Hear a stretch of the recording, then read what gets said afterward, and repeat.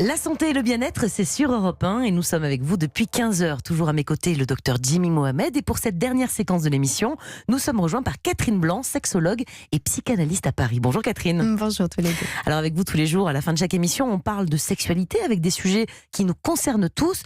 Aujourd'hui, on parle de position sexuelle avec cette question qu'on a reçue de Jérémy, 24 ans. Bonjour Catherine, je voudrais savoir quelles sont les positions qui permettent à la femme d'avoir le plus de plaisir.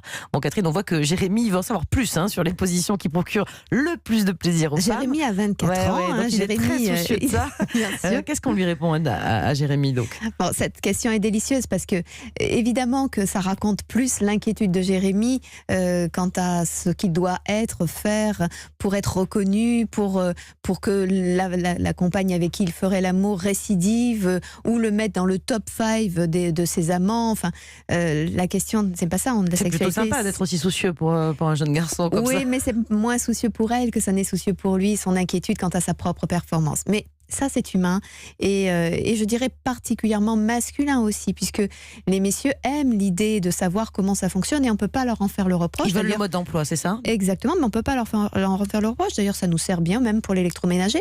Donc, tout ça est tout à fait intéressant. Et puis aussi parce qu'il faut comprendre que, là, si je plaisante, ce n'est pas du tout méprisant, parce que les hommes ont une habitude de savoir comment ça fonctionne, eux, parce que leur sexe est extérieur et qu'ils ont pris l'habitude de le manipuler, de savoir comment l'amener à un point ou à un autre, alors que le sexe féminin est un énorme mystère pour la femme elle-même. Donc, pensez donc pour les hommes. Jimmy. Alors, je ne m'inclus pas dans la question. Bien sûr, il prend toujours beaucoup de précautions en sexo. Oui, mais quand même, est-ce que vous n'avez pas 2-3 positions un peu concrètes qu'on pourrait donner pour des auditeurs qui auraient un peu de mal, qui pourraient peut-être aider à atteindre l'orgasme? Alors, il y en a peut-être quelques-unes quand même qui sont les plus... Je dirais que toutes les positions le sont. Simplement, tout dépend de quoi nous parlons. Si nous parlons du fantasme, qui va être à l'origine de l'excitation très forte d'une femme, eh bien, tout dépendra de ce qui est dans sa tête.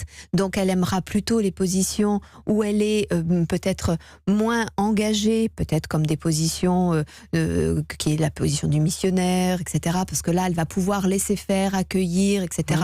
Et cela la rassure. Du coup, ça lui permet d'aller plus naturellement vers le plaisir. Mais elle peut avoir le sentiment que c'est plutôt quand elle ne voit pas ce qui se passe. Comme ça, elle peut être dans sa tête et pas polluée par le regard de l'autre, donc plutôt de dos. Mais sinon, si on se base plutôt sur la physiologie, puisque là est la question évidemment aussi, mais on ne peut pas les décorréler l'une et l'autre, bien sûr. Eh bien, c'est fondamentalement ce qui va solliciter ces points de terminaison nerveuse les plus sensibles. Donc, si c'est une femme qui a plus de mal à accueillir l'intériorité de son sexe dans son vagin, eh bien, elle va aimer plutôt ce qui va frotter le clitoris, donc le gland du clitoris. Mais n'oublions pas que le clitoris a un corps, comme le pénis a un corps, le gland du pénis et le corps jusqu'à du pénis, l'intérieur qui est donc qui se fait en deux ramifications qui entourent le vagin, et donc elle peut préférer au contraire une pénétration plus profonde, qui d'ailleurs va solliciter aussi le col de l'utérus. Et à ce moment-là, ce sont plutôt des positions, notamment la position dite d'Andromaque ou de Vénus, c'est-à-dire celle où la femme est assise sur l'homme, qu'il soit assis lui-même ou qu'il soit allongé, parce que du coup, elle va pouvoir maîtriser, dans la façon qu'elle aura de bouger, maîtriser sa façon de venir se poser sur ce pénis et se frotter contre ce pénis. Donc en fait, selon qu'elle préfère une stimulation extérieure ou une stimulation intérieure, elle va choisir des positions qui vont solliciter des parties de son sexe. Donc c'est à l'homme, souvent, cette expression « l'homme propose, la femme dispose », que l'homme propose des positions, mais qu'il soit à l'écoute de comment elle va se mouvoir, comment elle va elle-même bouger, pour peut-être bousculer un peu l'idée de départ masculine, mais pour atteindre ce qu'elle sent intuitivement être en appel dans son corps.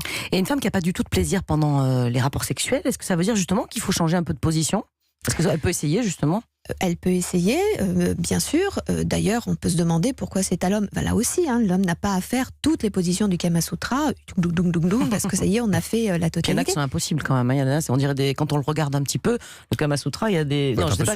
Voilà, il y a des choses il faut du mobilier aussi, parce qu'il faut un petit tabouret, et puis il faut un petit. Bon, en tout cas, changer de position, ça peut être une solution. Oui, bien sûr, ne serait-ce que pour le plaisir corporel. C'est-à-dire, on n'est pas toujours, à un bout d'un moment, on en a marre d'être dans une position, on en a marre d'être pressé, compressé, on a besoin de plus de liberté. Et puis aussi, c'est pas à l'homme d'agir exclusivement. Il a tout à gagner à être accompagné, comme dans une danse, par les mouvements de sa compagne. Merci beaucoup Catherine pour tous ces conseils et donc à demain. Voilà.